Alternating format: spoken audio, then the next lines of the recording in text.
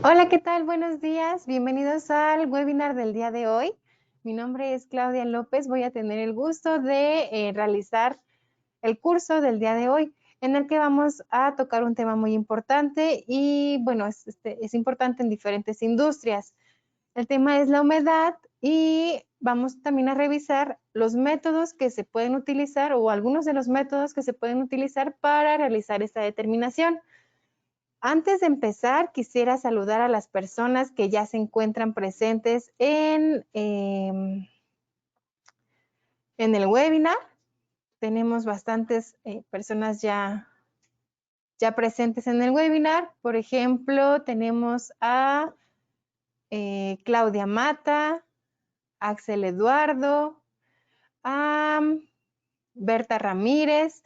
Me gustaría que por favor me ayuden a escribirme en el panel de GoToWebinar. Hay una sección que dice preguntas, ahí me pueden escribir sin ningún problema y yo les voy saludando, me indican de dónde nos están viendo. Hemos tenido personas que nos han visto desde Portugal, entonces les agradecería y pues les saludaría en este momento también. También tenemos a Guillermo Alvarado,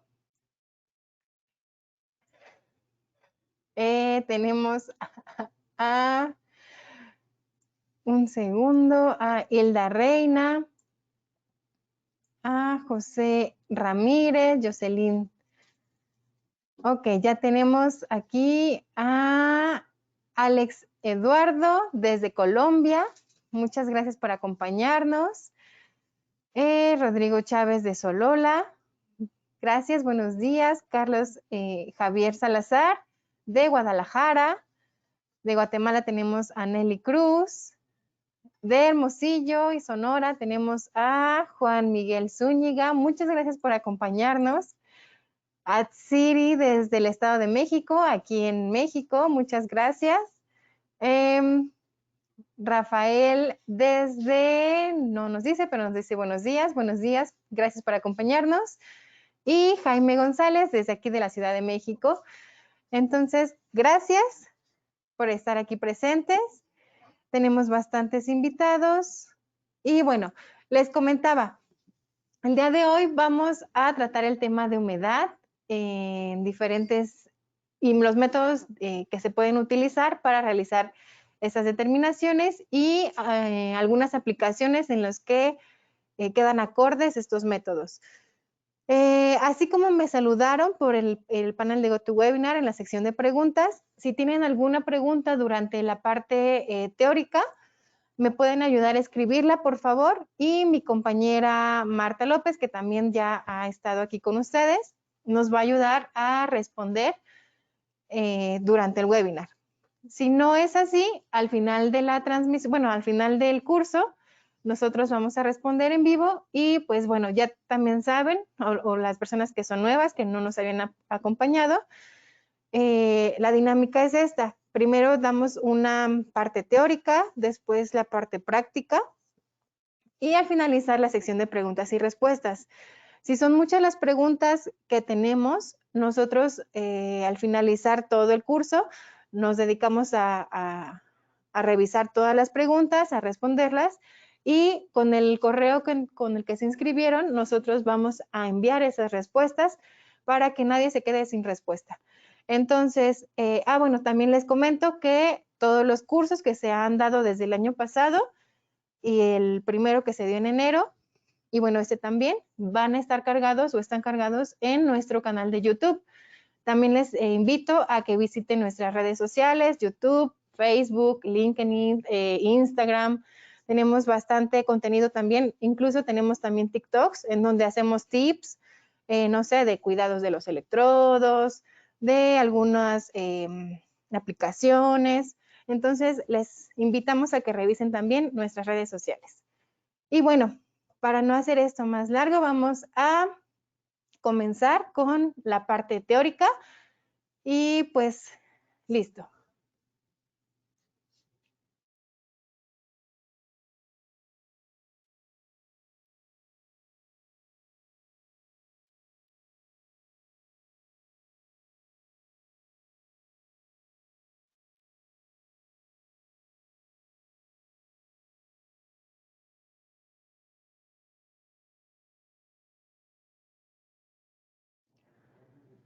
Ok, entonces vamos a empezar con la parte teórica, con las diapositivas que hemos preparado para el curso del día de hoy, en donde pues el tema es qué es la humedad y qué métodos se utilizan para su determinación. El objetivo que tenemos el día de hoy es describir el concepto de humedad y mostrar la relevancia de algunas de las técnicas implementadas para determinar este parámetro tan importante en diferentes industrias. Los temas que vamos a tratar son la definición de humedad, por qué se mide la humedad y los métodos que se utilizan para determinar este parámetro. Hay muchísimos métodos, sin embargo, el día de hoy nada más vamos a tratar el método de peso constante, de conductancia o conductividad, el método de termobalanza, el método del infrarrojo cercano y el método de Carl-Fisher. Bueno, empecemos por definir qué es la humedad. En términos generales, la humedad se refiere a la cantidad de agua contenida en un material. Pero, ¿por qué se mide este contenido de agua en los materiales? Bien, ese parámetro es importante medirlo en diferentes industrias. ¿Pero por qué lo hacen? Esto va a depender de la industria a la que se dediquen. Por ejemplo, en la industria de alimentos, en el control de la calidad de la recepción de materia prima, se trabaja con granos a veces o harinas como materia prima. Estos se pesan para poder pagar lo correspondiente al proveedor. En este punto es importante realizar la determinación de humedad, ya que obviamente si estos granos o harina están mojados o húmedos, pues la materia prima va a pesar más y pues obviamente vamos a tener que pagar más cantidad a nuestro proveedor. Otro aspecto importante en la industria de los alimentos es que el agua es muy importante para el desarrollo de microorganismos. Por lo tanto, este parámetro debe tenerse controlado para evitar el crecimiento microbiano y pues la contaminación de nuestra materia.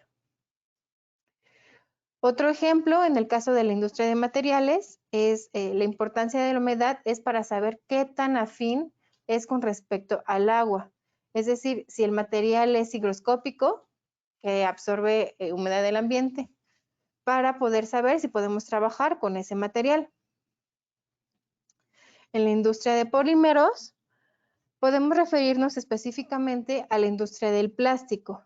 Y en este caso, un aspecto importante es determinar si habrá flujo en los materiales, ya que hay polímeros en los que la absorción de agua hace que actúe como plastificantes, efectuando un cambio de propiedades importantes, tales como el reblandecimiento, la elasticidad, la tenacidad o la resistencia al impacto.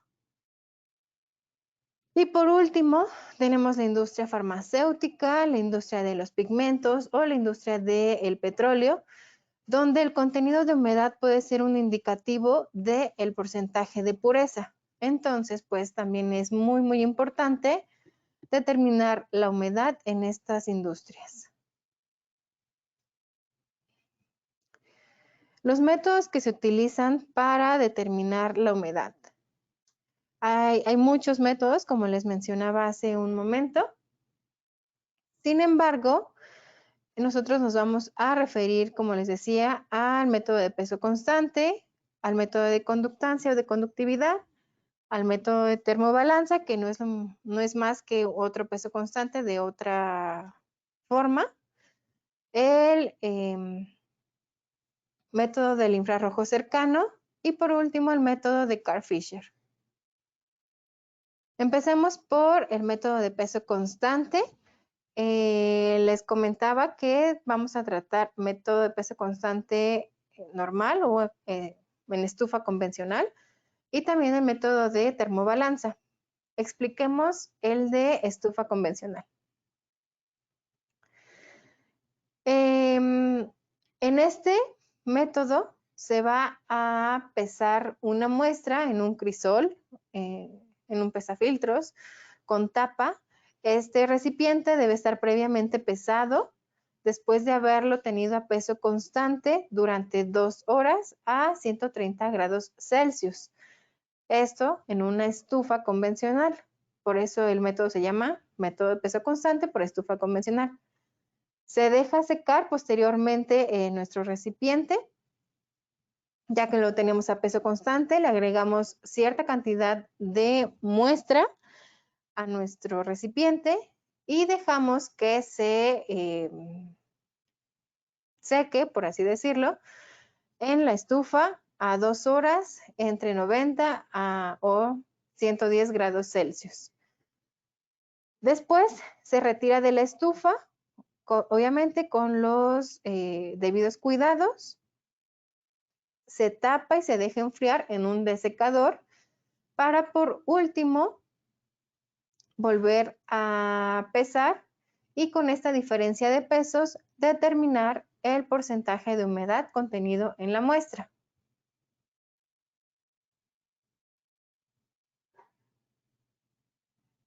El método de peso constante por termobalanza es otra opción para realizar la determinación de humedad por medio de peso constante. Y aquí es un equipo el que nos va a dar el resultado. Ya no vamos a tener que hacer el cálculo.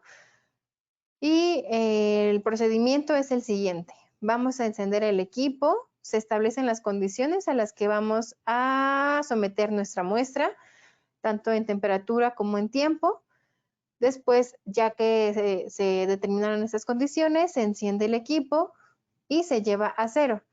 Posteriormente, se pesa la cantidad adecuada de la muestra sobre una charola de aluminio, formando una capa lo más homogénea posible. Posteriormente cerramos la tapa de la termobalanza del equipo y se pulsa el botón de empezar.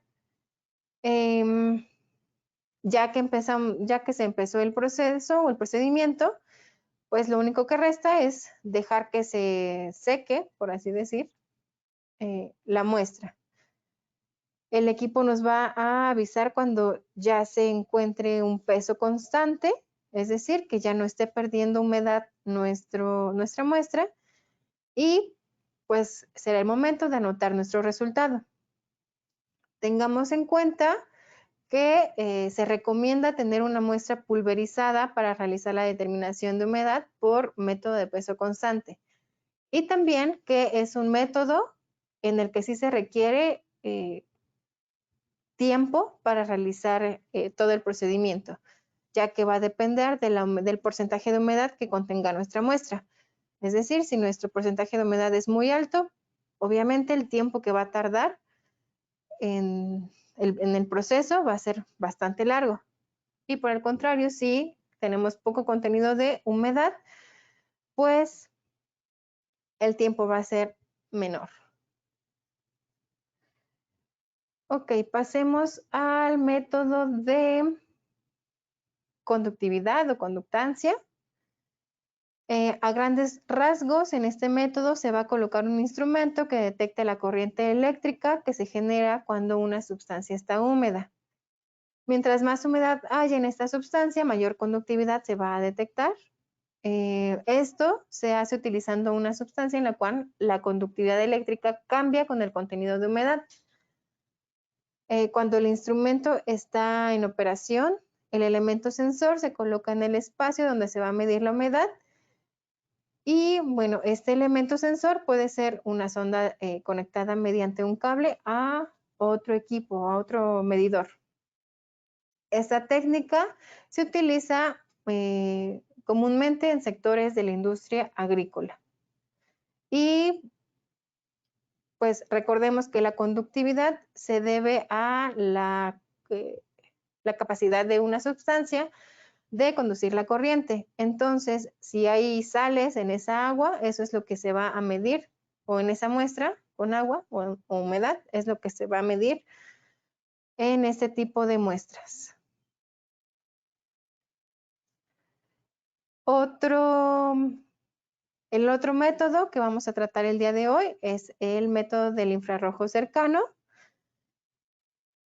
que primero me gustaría hablar un poquito del espectro electromagnético, que pues es la forma en que viaja la energía a través del universo y es en donde se encuentra la energía infrarroja cercana. Bien, hay instrumentos que utilizan energía electromagnética emitida por una fuente de iluminación que pasará por la muestra. Entonces, con el infrarrojo se puede encontrar la energía característica de las moléculas, como los enlaces oxígeno-hidrógeno, o sea, los enlaces presentes en las moléculas de agua o humedad. En estos análisis, no se requiere preparar previamente nuestra muestra, no se va a destruir la muestra, no es dañina y no se requieren reactivos. Y esta técnica se puede aplicar en alimentos como granos, lácteos o vinos y en farmacias, por ejemplo, desde la materia prima hasta el producto terminado. Y bueno, vamos al método de Carl Fisher, en donde se basa en la titulación. Es una titulación llamada Carl Fisher, es un método de determinación de humedad específico para el agua. Es compatible tanto con muestras con alto contenido en agua como en muestras con bajo contenido en agua en unidades de partes por millón. Se desarrolló originalmente para líquidos no acuosos, pero también resulta adecuada para componentes sólidos si son solubles o si el agua que contiene se elimina mediante calentamiento en una corriente de gas o extracción. Tiene como ventaja que es un método de referencia exacto en el que, por decir el método por coulometría o para contenidos de humedad baja, también es adecuado para el análisis de control y la detección de agua. Se trata de un análisis químico basado en la oxidación de dióxido de azufre mediante yodo en una solución metanólica de hidróxido y en principio tiene lugar la reacción que se presenta en la diapositiva. Mediante esta reacción la muestra se disuelve, primeramente se disuelve o se suspende en un disolvente adecuado que no contenga agua. Normalmente utilizamos metanol anhidro o metanol tipo Carl Fisher y se añade el reactivo. Ese reactivo debe tener o contener yodo con una bureta automática cuando nuestro sistema es automatizado. El agua de la muestra reacciona con el reactivo hasta que se ha consumido en su totalidad y se detecta yodo libre en la disolución. El punto final de la titulación se determina ya sea volumétricamente o columétricamente con un electrodo de platino. La titulación Carl Fisher se aplica en diversos ámbitos, tales como la determinación de contenido de agua en alimentos, en productos químicos, en medicamentos, cosméticos o aceites minerales. Este contenido en agua influye en las propiedades físicas y químicas de los productos, lo que está relacionado con su frescura, es decir, qué tan,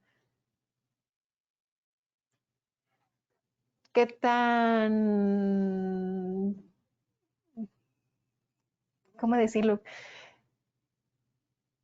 Qué tan reciente es su fabricación, la estabilidad frente al almacenamiento también. En la industria petrolera, el agua es uno de los mayores contaminantes. Y, por ejemplo, en la industria de los cosméticos es uno de los principales componentes y el control de su contenido exacto es esencial para mantener intactas las propiedades.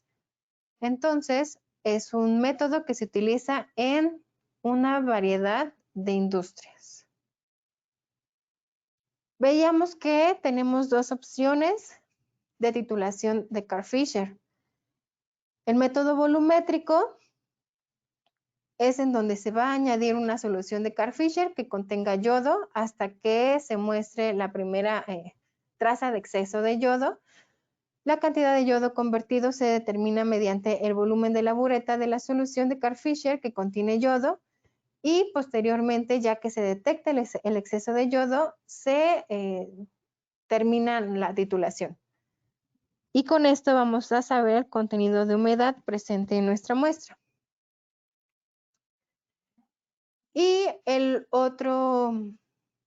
la otra opción de titulación por Carl-Fisher es la titulación columétrica. Es en donde el yodo que participa en la reacción se genera directamente en la celda de valoración o de titulación mediante una oxidación electroquímica del yodo hasta que se vuelve a detectar una traza de yodo sin reaccionar, es decir, el exceso. En el método columétrico, la celda de titulación consiste en dos partes, un compartimento catódico y uno anódico. El compartimento anódico contiene la solución, obviamente anódica, que incluye dióxido de azufre, el yoduro e imidazol, reactivos necesarios para la reacción química que veíamos hace un momento, el metanol o el solvente, más bien el metanol o el etanol secos o tipo Carl-Fisher, son usualmente utilizados como un solvente. Para esto hay que revisar si nuestra muestra es soluble en este tipo de solventes. Si no es así, entonces hay que hacer análisis de solubilidad de las muestras en diferentes solventes orgánicos. Bueno, en esta titulación columétrica, el yoduro es generado electroquímicamente, como ya lo habíamos dicho, a partir de yodo. Cuando el yoduro hace contacto con el agua en la muestra, el agua es titulada. Y una vez que todo el agua es disponible ha reaccionado, la reacción está completa. La cantidad de agua en la muestra se calcula midiendo la cantidad de yoduro generado electroquímicamente a partir de yodo, ya que este yodo es el que reaccionó con el agua presente en nuestra muestra. Y bueno, dentro de los tituladores Carl-Fisher columétricos, también tenemos dos opciones. El método columétrico, bueno, decíamos que tiene una celda de titulación que consiste en dos partes, un compartimento catódico y otro anódico. Pero hay ocasiones en que este compartimento puede estar separado por un diafragma cerámico. El diafragma va a separar los componentes anódicos y catódicos. Su propósito va a ser evitar que el yodo generado electroquímicamente se convierta en yoduro en el cátodo en lugar de reaccionar con el agua. Es decir, va a asegurarnos que todo el yodo reaccione, llegue más bien hasta la muestra para que reaccione con el agua. El titulador sin diafragma utiliza otra construcción geométricamente similar, pero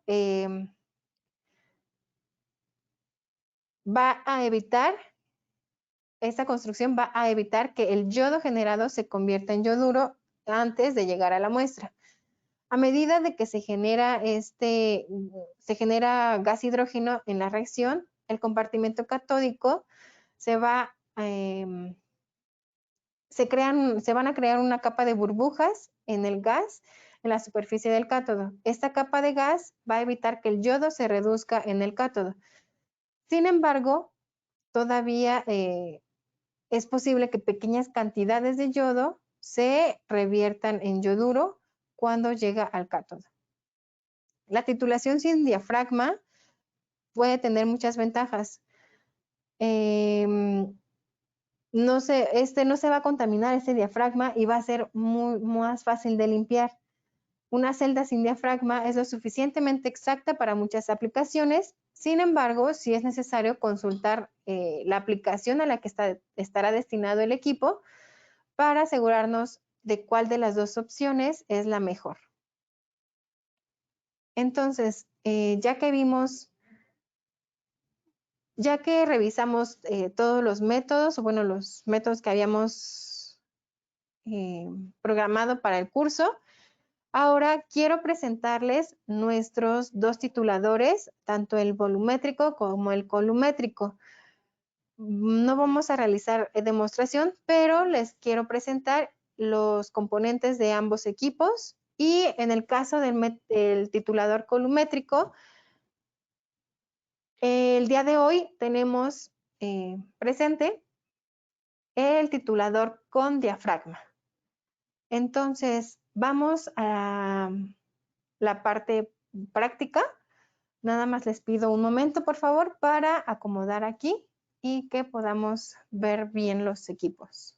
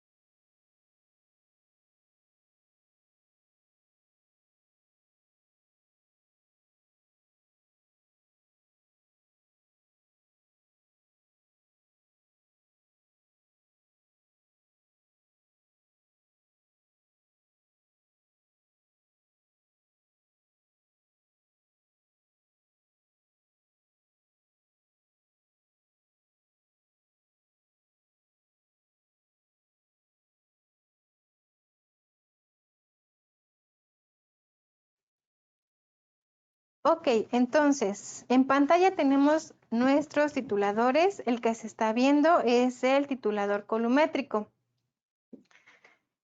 Mencionábamos que en el caso del titulador columétrico, el yodo que se necesita para la reacción de Carl-Fischer es generado electroquímicamente, por lo que necesitamos un electrodo generador. Vamos a presentar los componentes del medidor, del titulador, perdón. Es la parte electrónica, que sería el equipo. Y bueno, de este lado nada más nos pusimos un frasquito que vendría siendo el solvente. Ya comentábamos, el solvente va a depender del tipo de muestra que deseamos analizar. Puede ser metanol, etanol o una combinación de a lo mejor metanol con cloroformo o con algún otro solvente o algún otro, sí, compuesto. Revisemos que nuestro solvente cuenta con un cartucho para desecante. Aquí no lo coloqué, pero aquí van un desecante en el caso de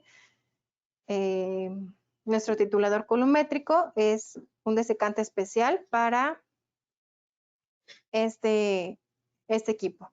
Entonces va el desecante, la manguera que va conectada hacia el vacío, que es la transparente, y la manguera de succión, que es la azul. Posteriormente, les presento el otro frasco, es el de residuos, igualmente contiene su cartucho desecante, su manguera de, en este caso es de succión, pero de la celda para desecho, y la manguera que va hacia vacío. Y en la parte de la celda vamos a encontrar el electrodo detector, que decíamos que era de platino, 2 pines de platino.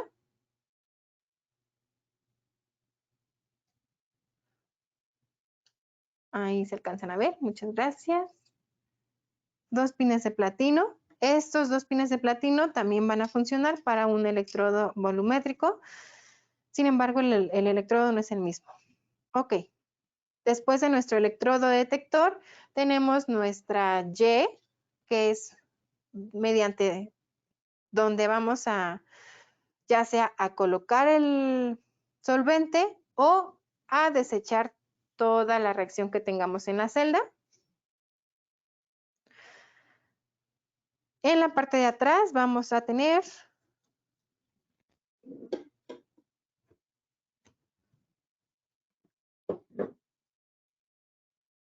La septa. Esta parte es donde vamos a poder inyectar o colocar muestra sólida. Necesitamos retirar esta parte. Si es líquida, podemos perforar nuestra septa.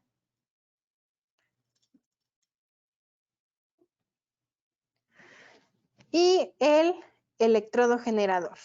Les comentaba que el día de hoy tenemos un invitado especial. Normalmente no tenemos demostraciones con titulador columétrico con diafragma.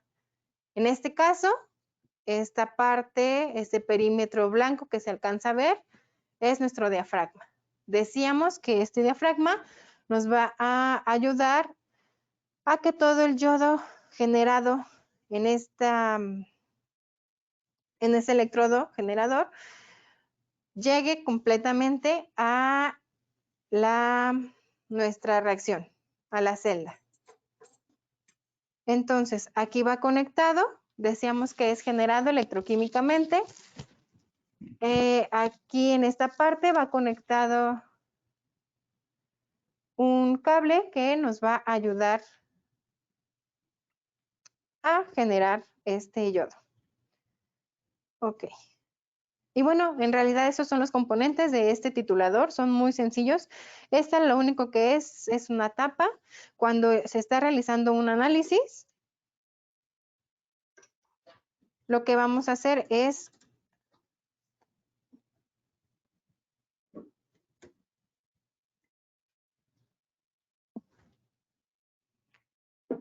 cambiar nuestra y asegurarnos de que todo el sistema esté completamente sellado. Por eso es esta tapa.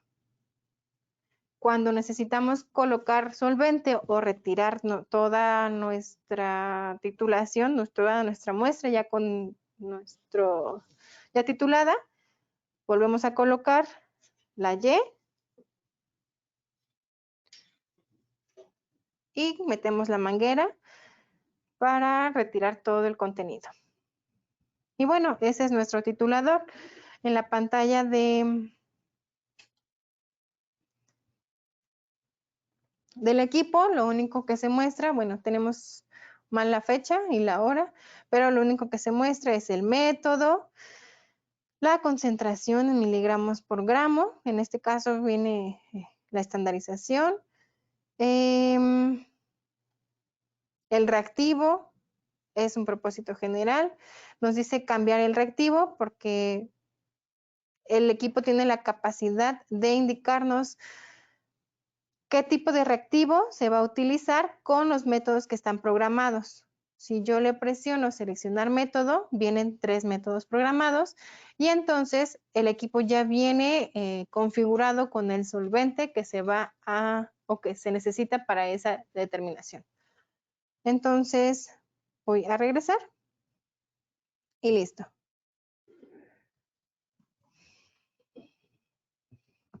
Ahora pasemos al titulador volumétrico. Voy a recorrer tantito este.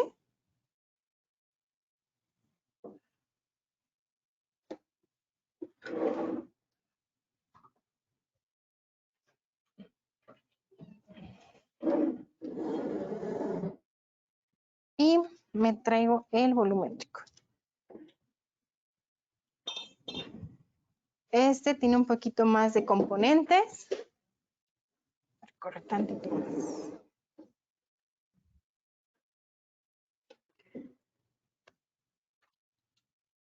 Ok. Vale. Entonces, hagamos lo mismo. Les enseño los componentes de nuestro titulador. En el caso del volumétrico, al tener la capacidad de analizar muestras con mayor contenido de humedad, se necesita que el reactivo que se utiliza para la reacción sí se suministre. No vamos a poder generar el yodo para la reacción, ya que pues se necesitan grandes cantidades de reactivo o bueno, cantidades más grandes que en el columétrico. Entonces, Sabiendo esto, aquí va en esta manguera de dispensación o de succión, va un frasco con reactivo Carl Fischer. Tanto el reactivo Carl Fischer como el solvente van a depender o los vamos a elegir dependiendo de la muestra que deseamos analizar. Lo mismo, si nuestra muestra es soluble en metanol, en etanol, en hexano o en algún otro solvente orgánico, lo vamos a determinar mediante análisis de solubilidad antes del análisis de humedad para saber si podemos utilizar ese solvente en nuestra determinación de humedad. Ok, entonces en esta manguera va un frasco con mi reactivo Carl Fischer. Posteriormente también tenemos igual el cartucho de secante. En este caso el de secante es sílica gel. Nuestra manguera de succión, este es frasco de solvente, en este caso es metanol anhidro. Del otro lado tenemos nuestro frasco de residuos. Y bueno, la bureta que se va a llenar, esta tiene la opción para tapar nuestro reactivo.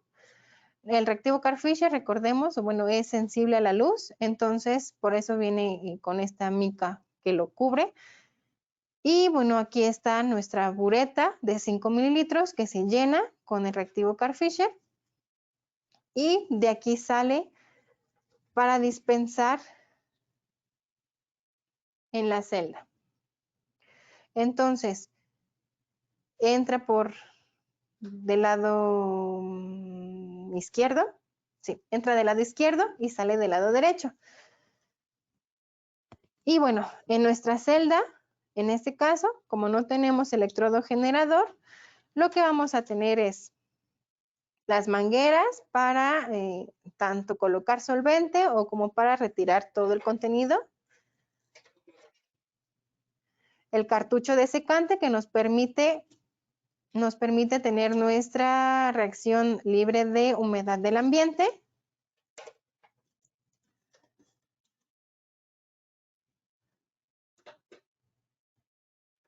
Después tenemos el electrodo.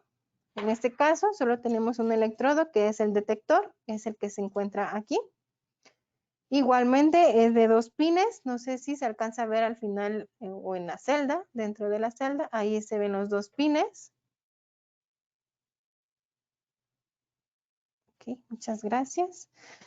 Ahí vemos una punta de dispensación. Esa punta de dispensación, ese vidrio, esa puntita que es exactamente esa, es la que nos va a dispensar el reactivo Carl Fischer que viene de la bureta. La otra punta azul que se alcanza a ver es la de nuestras mangueras tanto de succión como de dosificación de solvente. Y por último, el último puerto en nuestra celda es el de la septa. Aquí es donde vamos a poder perforar con una jeringa o si nuestra muestra es sólida, vamos a poder retirar, colocar lo más rápido posible nuestra muestra y volver a sellar.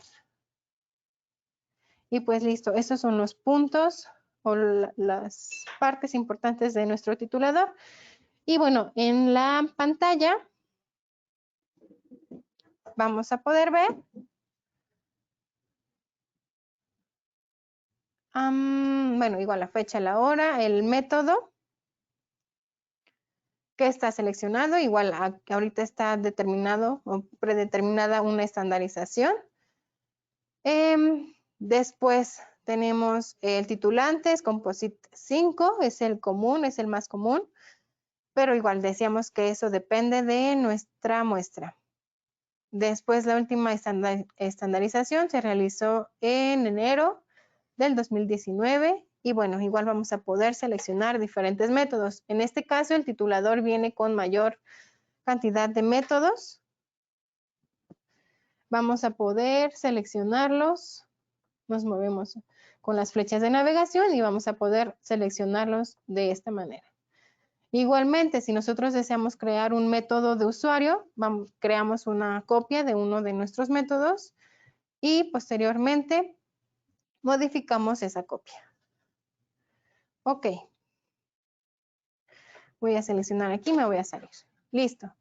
Entonces, pues eso es con respecto al titulador volumétrico. Ya revisamos el columétrico. Y bueno, ahora vamos a la parte de preguntas y respuestas. Recordemos que tenemos la plataforma de GoToWebinar. Ahí nos estuvieron llegando las preguntas que han tenido durante toda la presentación. Y también recordemos que este curso se está grabando. Posteriormente vamos a subirlo a nuestro canal de YouTube y podrán revisarlo las veces que lo necesiten. Ahora sí, vamos a la parte de preguntas y respuestas.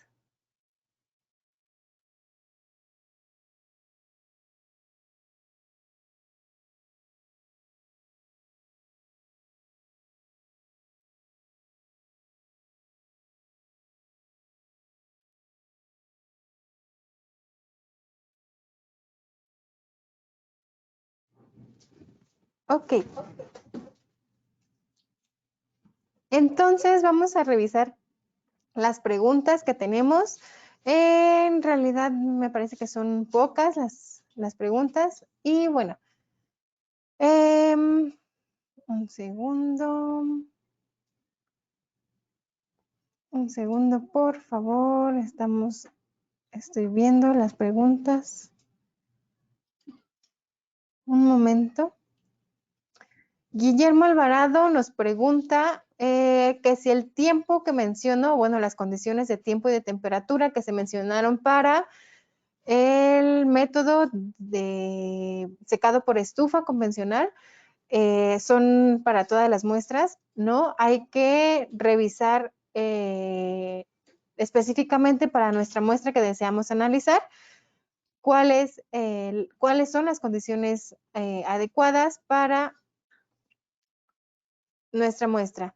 Puede variar porque, por ejemplo, podemos tener muestras con mucho contenido de humedad y pues necesita obviamente mayor tiempo de procesamiento o de procedimiento, o podemos tener unas muestras con menor contenido de humedad, pues obviamente vamos a necesitar menos tiempo.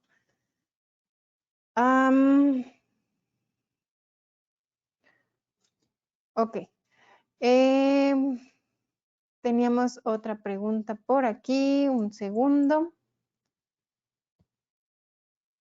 Ok, Fernando Coral nos dice, buenos días, para medir el contenido de polvos alimenticios, ¿cuál sería el método más conveniente y económico?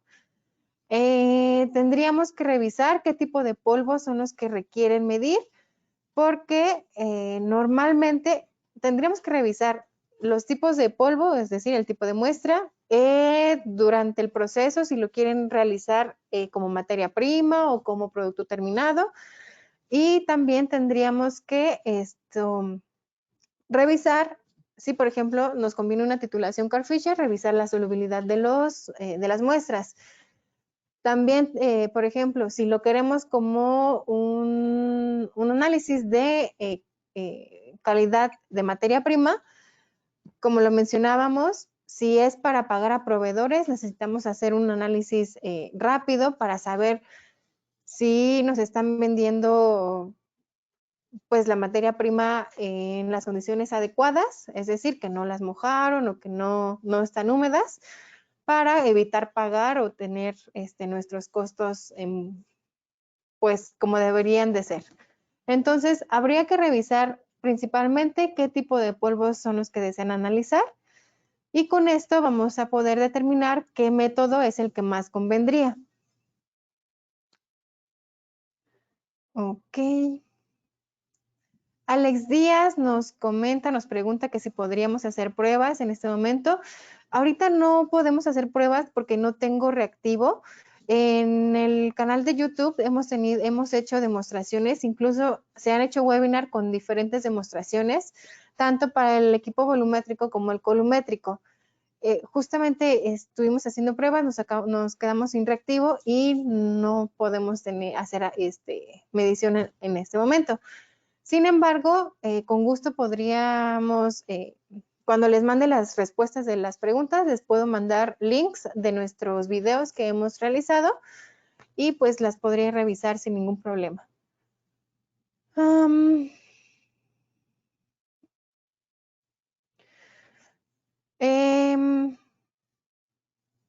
Ismael nos pregunta que si vamos a enviar la presentación. Sí la vamos a enviar junto con el archivo de las preguntas. Se las mandamos, se las compartimos. Alex Díaz nos pregunta que si impartimos cursos de capacitación. Normalmente todos nuestros equipos, cuando son usuarios que nos compran directamente a nosotros, tienen su capacitación gratuita. Si son equipos como los tituladores, nosotros los damos. Si son equipos más pequeñitos como los combos o equipos más sencillos, los dan los agentes de ventas a los que están asignados. Entonces, todos los equipos cuentan con capacitación gratuita cuando la compra es directamente con nosotros.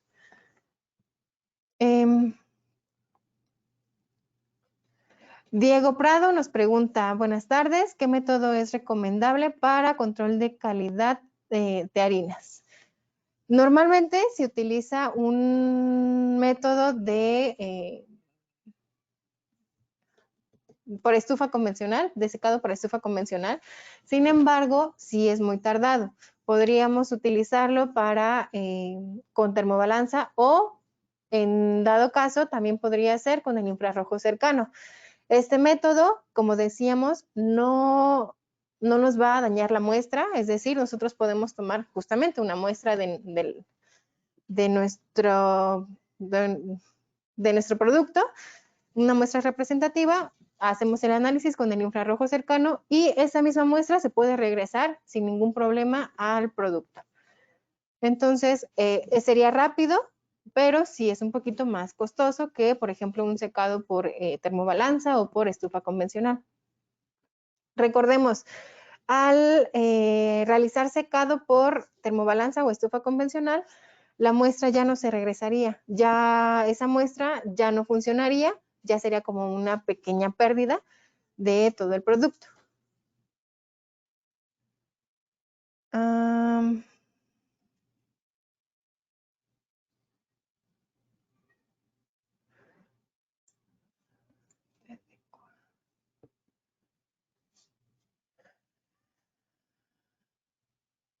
Ok, Mayra Jiménez nos pregunta, buenos días, cuando habla de verificar la solubilidad de las muestras cuando utilizamos titulación Carl-Fisher, usted nos indicó que debemos verificar si el solvente es adecuado.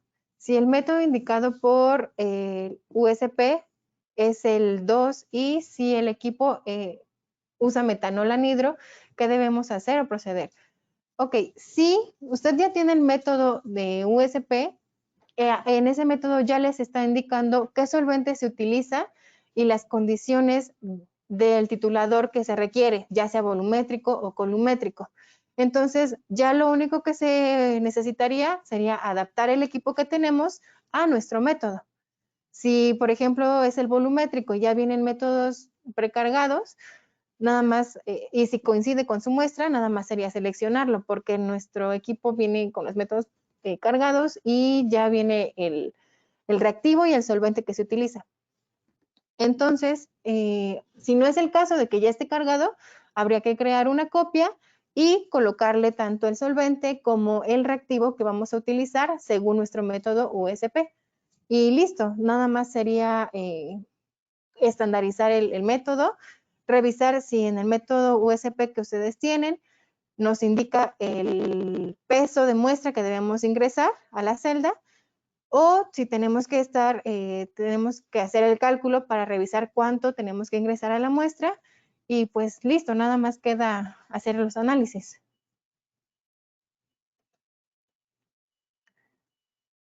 Ok. Berta Ramírez nos indica, para muestras líquidas con humedad alta, 70% más, ¿cuál es el método más adecuado? Tendríamos que revisar igual qué tipo de muestra, pero podríamos utilizar una titulación Carl-Fisher volumétrica. Hay que revisar la solubilidad de su muestra y sobre todo qué tipo de muestra es, si es de alimentos, si es aceites o si es, que no creo que sea aceites, pero si sea, tenemos que revisar qué tipo de muestra es. María Leticia, buenos días, ya tiene distribuidor en Mérida, Yucatán. Con nuestra agente de ventas de Yucatán, bueno, sí, la persona que atiende Yucatán se encuentra en Cancún, es nuestro distribuidor, es nuestra foránea, nuestra sucursal foránea. Entonces, le atendería nuestra compañera Eunice. Y si gusta, yo tengo su correo y le mandamos el contacto a nuestra compañera para que se ponga en contacto con ustedes.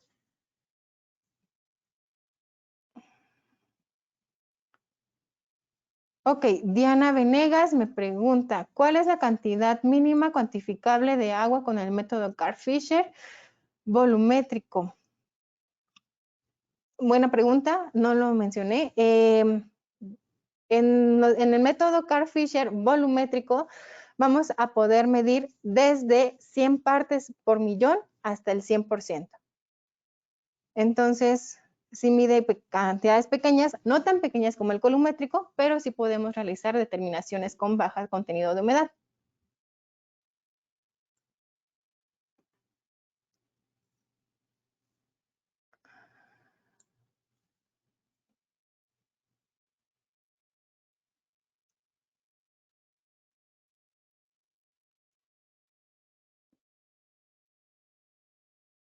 Ok. Andrea de la Cruz Pérez nos pregunta, ¿en qué tipo de alimentos recomiendas el uso del método columétrico o volumétrico con el equipo Carl-Fisher? Normalmente los alimentos tienen un contenido alto en agua. Entonces, el equipo que se utiliza principalmente para alimentos es el volumétrico. Se utiliza para mediciones en leche, mediciones en miel, mediciones en dulces, en gomitas. Entonces, sería el volumétrico. Igual, va a depender de la solubilidad de la muestra, porque vamos a poder utilizar metanol, una combinación de metanol cloroformo, el composite 5, que es el común, pero también podríamos utilizar otro tipo de reactivo. Habría que analizar igual la muestra, pero se utiliza principalmente el volumétrico. La segunda pregunta de Andrea nos dice, ¿este equipo puede utilizar otro tipo, se puede utilizar para otro tipo de determinaciones? Así es.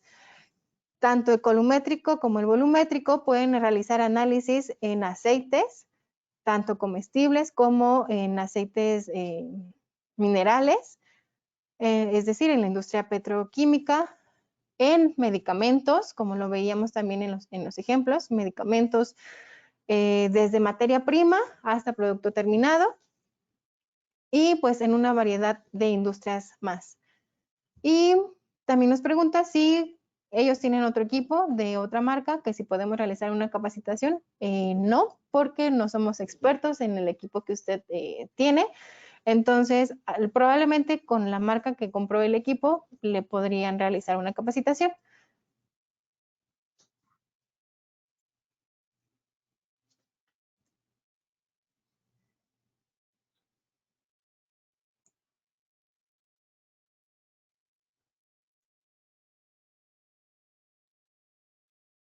Diego Prado nos vuelve a preguntar, los resultados de humedad de estufa versus termobalanza difieren mucho.